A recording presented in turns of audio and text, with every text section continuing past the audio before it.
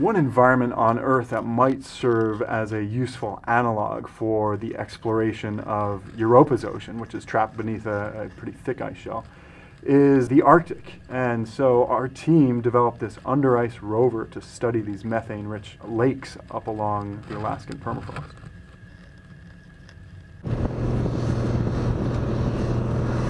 Here we're just taking an expedition out to a northern Arctic lake up near the northernmost point in Alaska. So we're driving on snow machines out to take our robot underneath the ice.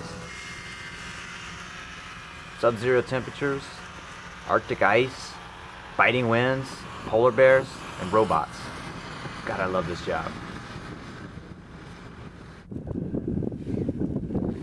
The early testing we did tethered, which is our lifeline back to the surface. We didn't know whether this thing is going to sink or float, whether the systems were going to work.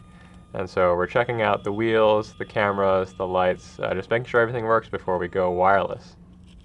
And if we do eventually deploy in a world like Europa, we're not going to have a tether. We're going to need to be able to do remote operations untethered.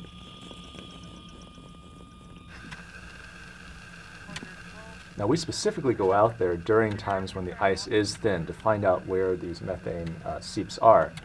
I'm actually poking at the ice trying to find a trail for us that is safe for us to deploy the rover on.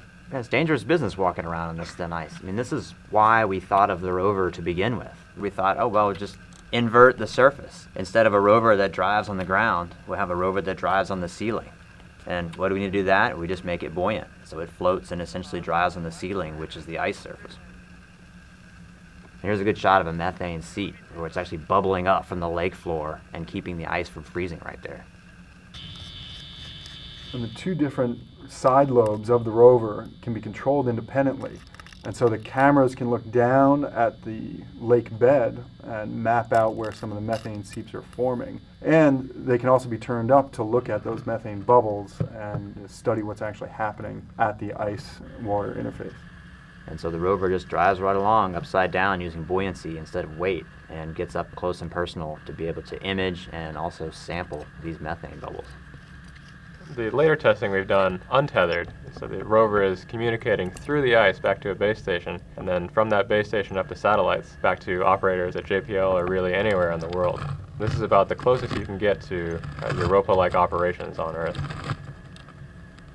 Our research up in the Arctic has this win-win where by studying the methane that's trapped in these lakes and coming out of the permafrost, we're helping to quantify the greenhouse gas emissions that are affecting climate change, while simultaneously building a vehicle and a scientific platform that serves as a precursor for something that may someday fly to Europa or Enceladus or one of the other moons that harbors an ocean.